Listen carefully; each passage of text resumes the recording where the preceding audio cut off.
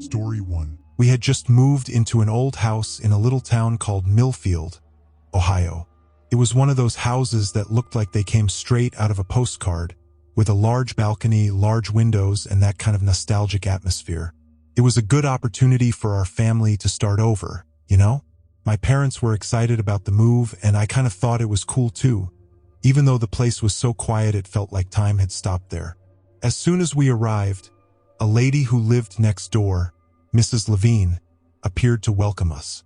She was small, smiling, but there was something in her eyes that made me a little uncomfortable, although I couldn't explain what. While she was talking to my parents, she mentioned something about the basement of the house. He said the area had had problems with flooding years ago and that the basement used to fill with water. "You'd better keep that door locked," she said, pointing to the trapdoor leading there. At the time, my parents didn't pay much attention, but they were grateful for the warning. The truth is that the basement was old and damp, full of boxes from the previous owners. Nobody cared much about moving it, especially since we had so many other things to fix. But a few weeks later, the noises started. Weak, almost rhythmic beats that seemed to come from below. First, I thought it was all in my head, but it didn't take long for everyone to hear it. My mother said it was just the normal noise of an old house, but I could tell she was uncomfortable too. My father went down once to take a look, but he didn't find anything out of place. Even so, the sound continued. It was always at night, between 11 and midnight, as if something was waiting for the house to go silent to start. The beats became clearer every day, and at times, it seemed like they were accompanied by muffled voices, as if someone were whispering underground. It was strange because, when we tried to listen carefully, the voices disappeared, as if they knew we were trying to understand what it was. One day, my father decided to tell Mrs. Levine about the noises. I was there on the porch and I saw him ask.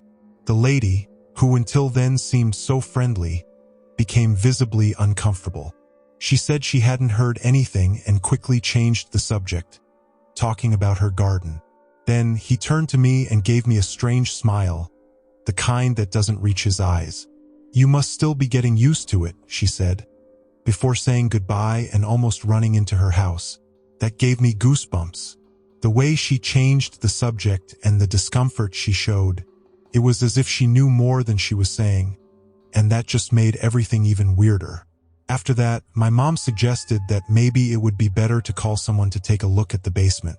"It could be an animal trapped down there or even old plumbing," she said, trying to sound rational. But my father didn't want to. He was the stubborn type, you know? He said it was nonsense, that a house that size would really make noise, and that we were only imagining things because of what Mrs. Levine had said. But that same night, the knocks got louder. It was no longer just a muffled sound. It was as if someone was trying to pry open the trapdoor.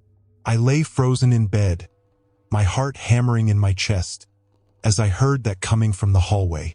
The next day, when I told my parents, my father laughed, but my mother was serious. "So you heard it too?" she asked.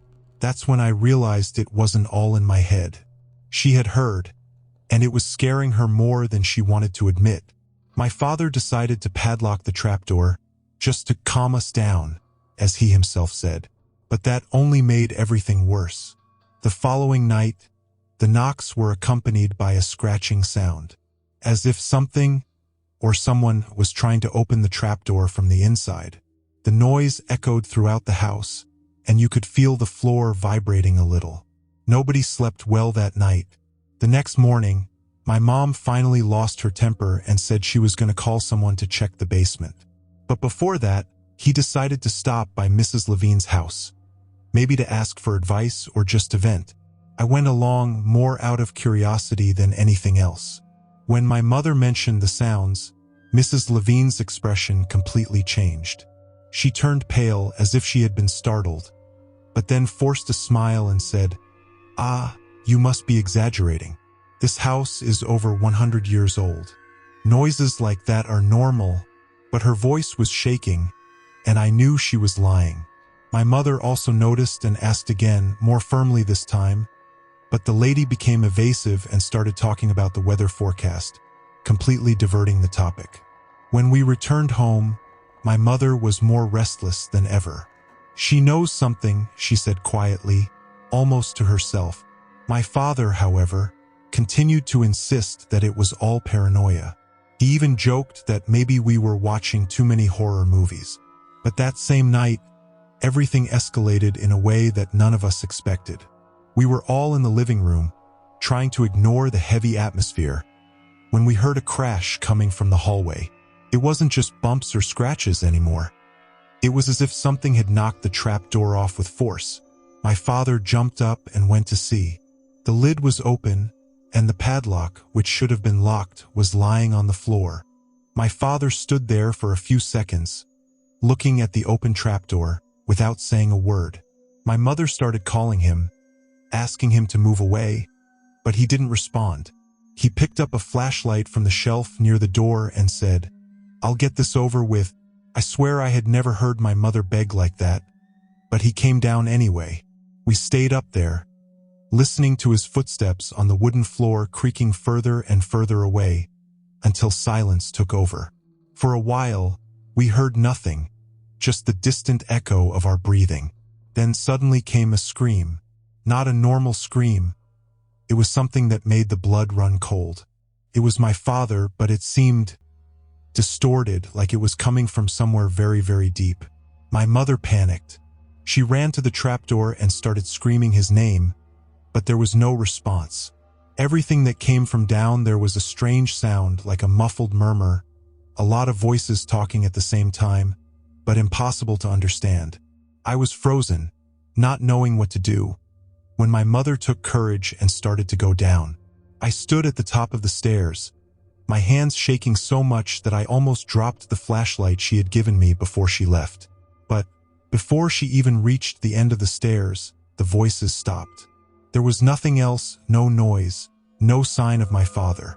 It was like the basement was empty, but I knew that didn't make sense. My mother came running back, pale, wide-eyed, and almost out of breath. "He's not there," was all he could say, but that didn't make sense. The basement wasn't big, basically a cramped square with stone walls and a dirt floor. There was nowhere for him to go. She locked the trapdoor again, this time with an extra chain, and we all stayed in the room waiting as if something was going to happen. The truth is that no one knew what to do. It was as if we were trapped in a nightmare, and any attempt to rationalize seemed futile. That's when the knocking started again. Only this time it wasn't coming from the basement. They were at the front door. My heart almost stopped. My mother pulled me back, her eyes fixed on the door. The knocking was strong and rhythmic, but no one had the courage to open it. Instead, she screamed my father's name, as if she expected it to be him. But the knocking suddenly stopped, and everything was silent again. For a few seconds, I thought maybe it was over. But then we heard footsteps, slow, heavy footsteps, as if someone were walking through the house. The problem? Nobody had opened the door. There was no way anyone could have entered. I felt my stomach drop as the footsteps approached the trapdoor. They stopped there, and then came the most horrible sound of all. The creaking of the chain being pulled, as if it were being forced from within. My mother began to cry softly, and I could see the hopelessness in her eyes. We literally had nowhere to go. The only way out was to run, and I wasn't sure if that would be enough. That's when Mrs. Levine appeared again, kind of out of nowhere, like a ghost. She was older than ever, her face marked by wrinkles and eyes much more attentive.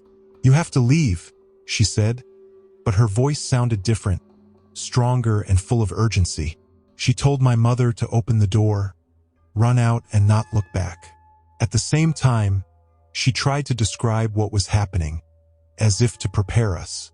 "It's like the house is waking up, like it's alive," she said, her eyes blurred with sadness. "You guys need to leave before she fully wakes up." My hands were so sweaty I could barely hold the flashlight. My mother hesitated for a moment, but then pushed the door open. Outside, the night was cold and silent, without the small-town tranquility that we had become accustomed to. Mrs. Levine motioned for us to follow, and we ran without looking back. I could still hear the footsteps, getting louder and louder, as if the thing below was gaining strength. When we arrived at her house, she simply closed the door and locked us inside. I don't know what happened afterwards. We hid at Mrs. Levine's house for hours, hoping things in our house would be quiet. But it didn't stay. It just stopped out of nowhere as it had started. The next morning, the noises were gone, and the house seemed normal. We never talked about it with anyone, and to this day, we don't know what happened. Mrs. Levine didn't tell us much more, just that we'd better forget the whole thing. I'll never know if that was a trick of my mind or something truly supernatural, but one thing is for sure, I never wanted to go into that basement again. Story 2. I never thought I'd find myself writing this, but I need to share what happened in my neighborhood in Maple Grove, Minnesota. You know that feeling that there's something wrong happening right under your nose, but you try to ignore it until you can't anymore? That's exactly how I felt the last few months living next door to Mr. Davenport. I always thought it was strange how he kept that garage full of scrap and junk he collected around town, but I never really cared about it. The neighborhood was quiet, the houses were old but well kept, and everyone kind of went about their own lives. Until the Williamses moved into the house across from his in September of last year. It was an ordinary family. Father, mother, and 2 small children. I remember helping them unload some boxes and thinking how good it would be to have neighbors with children to liven up the street a little. It was after the Williamses disappeared that things started to get very strange. They just disappeared after 2 weeks of living here. At first, I thought maybe they had decided to move back to the old city, but their cars were still in the garage. The blinds remained closed, and the mail began to pile up. Around this same time, I began to notice a change in Mr. Davenport's behavior. He had always been reserved, but now he barely left the house during the day. The most disturbing thing was the noises that came from his garage during the early hours of the morning. It wasn't just tool noises. It was heavy metallic sounds, as if he was dragging or cutting something large. Every now and then, I swore I heard an electric buzz that made my teeth hurt. I started paying more attention to Mr. Davenport's routine, especially because my room has a window that looks directly onto his garage. During the day, everything was dead silent, but around 3 in the morning, that buzzing started. The worst part is that it wasn't just that. There was also a strange smell, kind of chemical, that started coming in through my window. It was so strong it gave me a headache. I tried talking to other neighbors about it, but most of them just shrugged their shoulders. He was always weird, they said, but I knew there was something very wrong going on. One night, I saw him carrying what looked like large, heavy bags from his car to the garage. It was dark, but you could see that he was wearing thick gloves and was very careful when carrying it. The police weren't much help when I tried to report the Williamses missing. They said the family had probably moved without warning, that this happened all the time. But what about cars? And the furniture? Nothing made sense. The scary thing was that Mr. Davenport seemed to know I was watching him. I started to notice that he changed the angle of the security cameras in his garage. Now one of them was pointing directly at my window. I installed thicker curtains, but I still couldn't sleep well.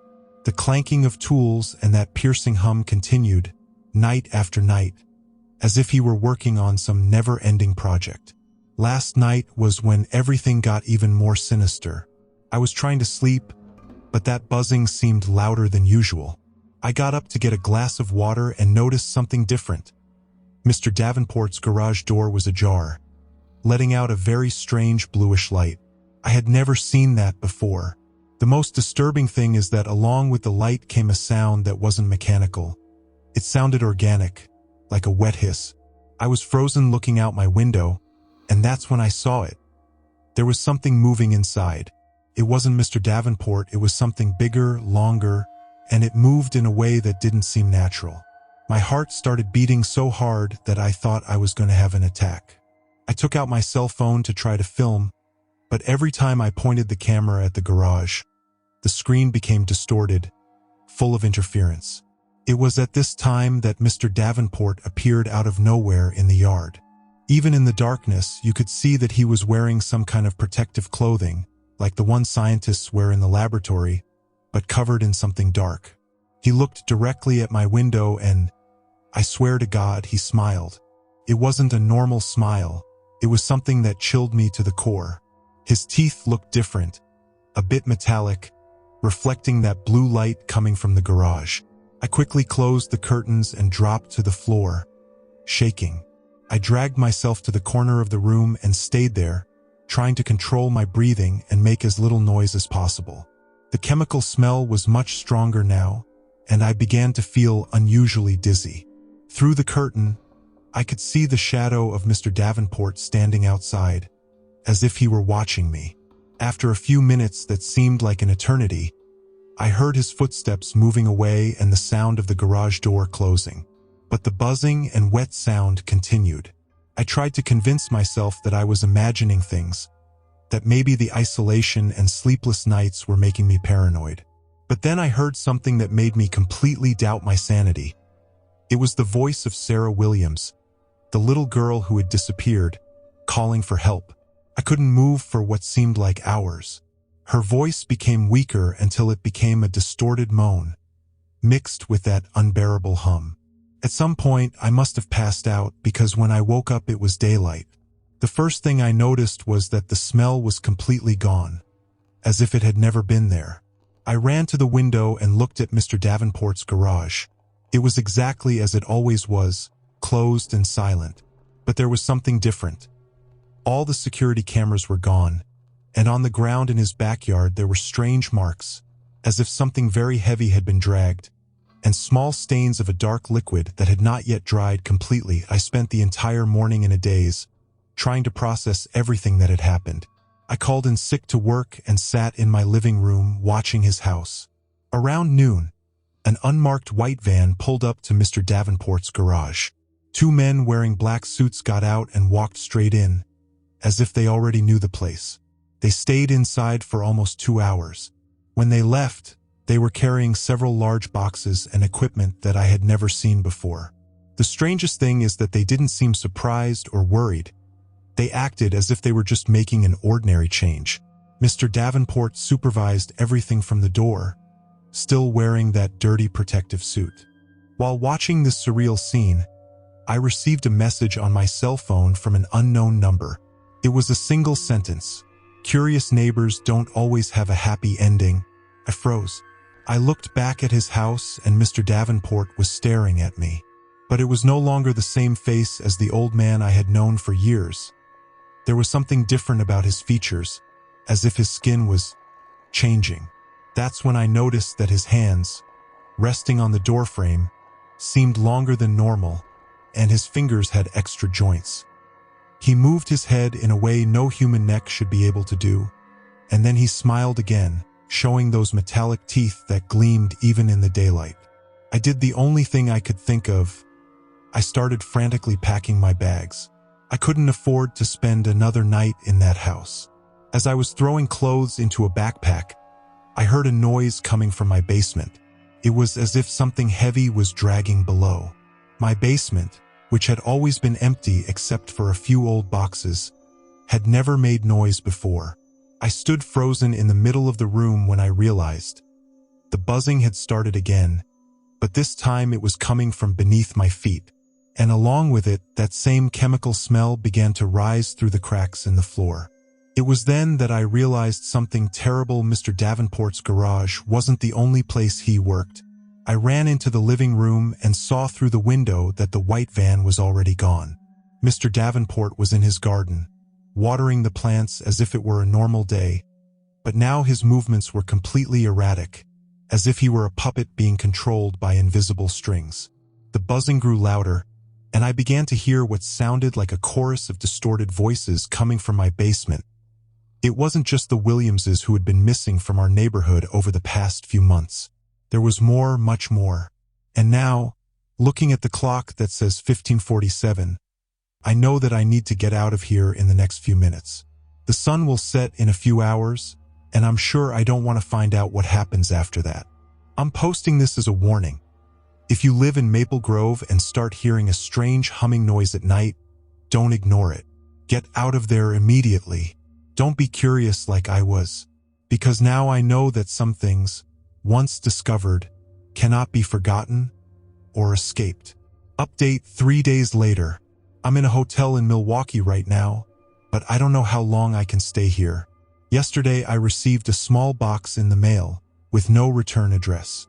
Inside it was a single twisted piece of metal, which seemed to have been welded in an impossible way, forming angles that shouldn't exist. Along came a handwritten note. You are part of the project now. The most disturbing thing is that the handwriting was not Mr. Davenport's. It was my own handwriting. And ever since I opened that box, I've started to feel that same buzz, even here miles away from Maple Grove. I searched the internet about Mr. Davenport and discovered something that scared me even more. There are records of a man with the same description and the same surname in 5 different cities over the last 40 years, always in quiet suburbs, always working as a handyman. In all these cities, people disappeared.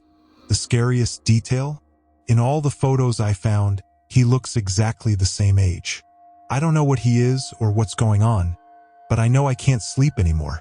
Every time I close my eyes, I see those metallic teeth smiling at me.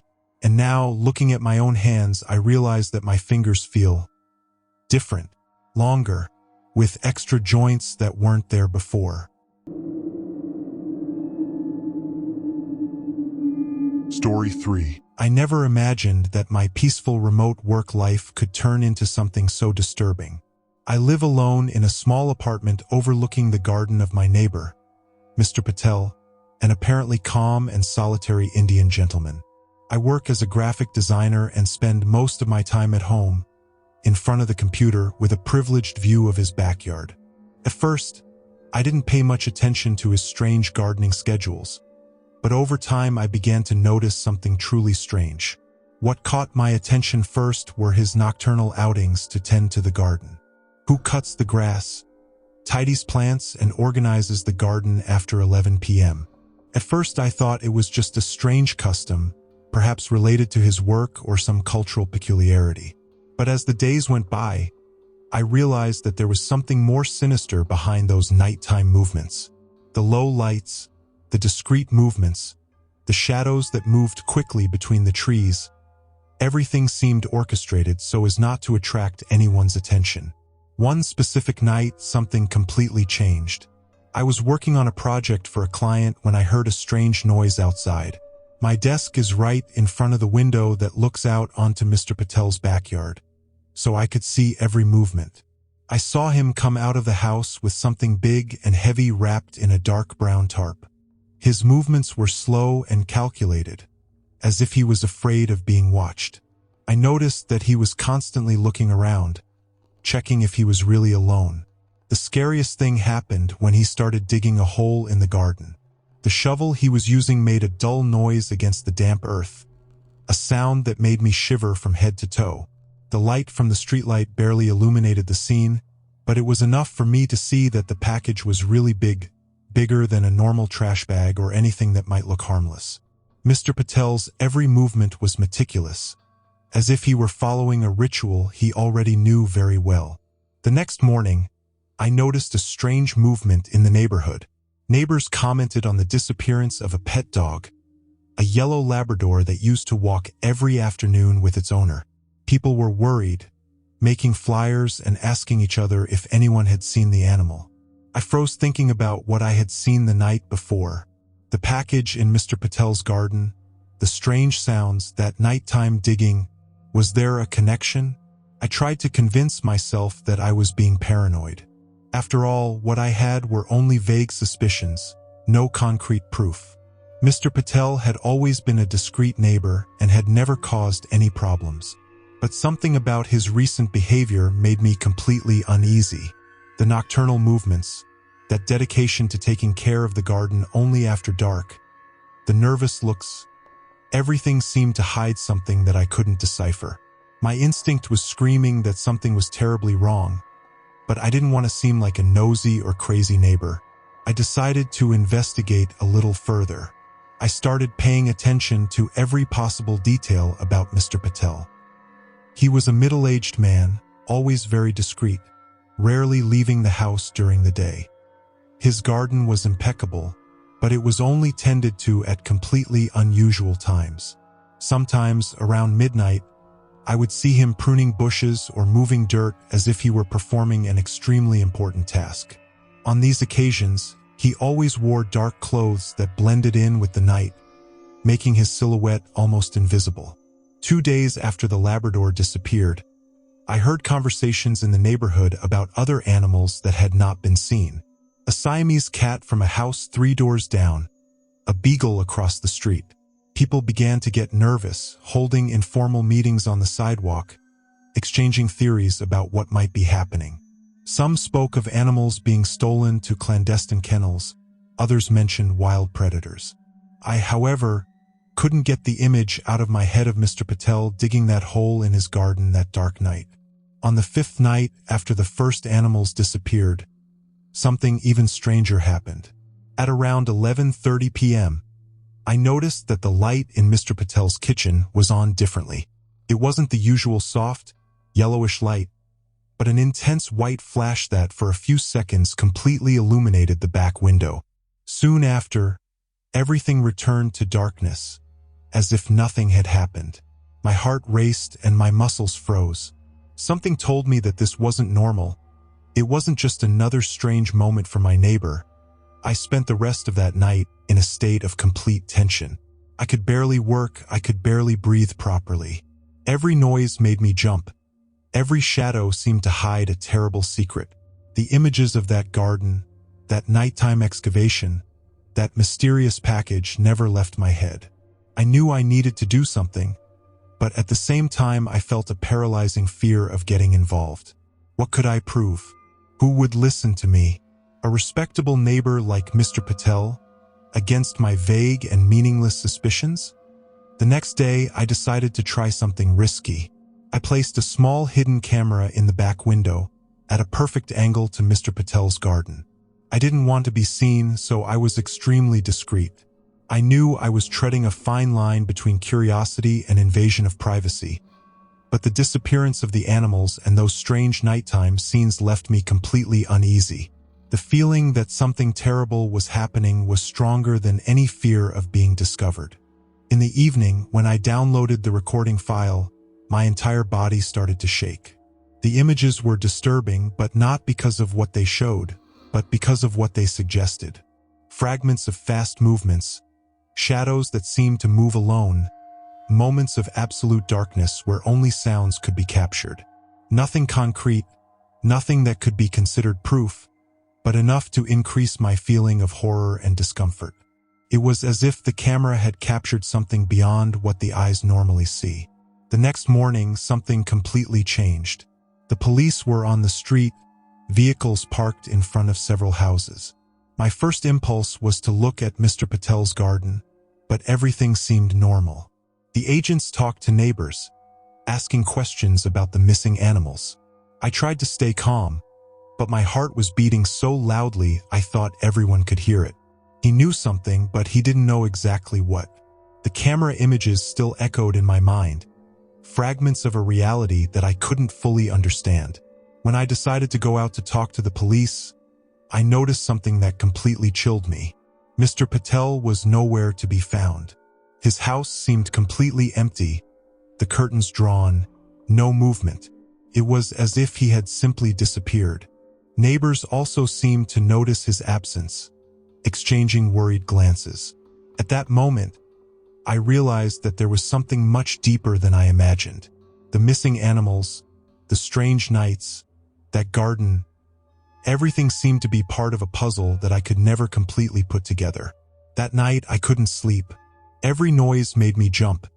Every shadow seemed to hide a terrible secret. I decided to check the recordings again, zooming in on every detail. That's when I noticed something that made me freeze. In the corner of one of the images, at the very edge of the darkness, there was something I hadn't seen before. A strange shape, almost imperceptible, but definitely present. She wasn't human. She wasn't an animal. She was something completely different. A volume that moved in an incomprehensible way, as if it did not follow the normal laws of physics. My cell phone vibrated around 3 a.m. A message from an unknown number. Just 3 words. "You saw something?" It wasn't a question, it was a statement. My fingers shook as I read and reread the message. How could anyone know that I had recorded something? How did anyone know what I had witnessed? The silence of the night was deafening, and for the first time I felt like I was being watched. Not just observed, but watched over by something that went far beyond normal human understanding. The next morning, everything had changed. Mr. Patel's garden was completely different. There was no longer any sign of digging. No marks even indicated anything strange. The house was still empty, the curtains closed. The police officers had left, and the neighborhood returned to its routine as if nothing had happened. The animals were still missing, but no one seemed to care anymore. It was as if all that mystery had simply been erased from the collective memory. To this day, I can't explain what happened. The recordings I made were mysteriously corrupted. The cell phone message disappeared without a trace. Mr. Patel was never seen again, and no one ever asked about him. Sometimes I look out the window and wonder if it was all real or just a delusion of my imagination.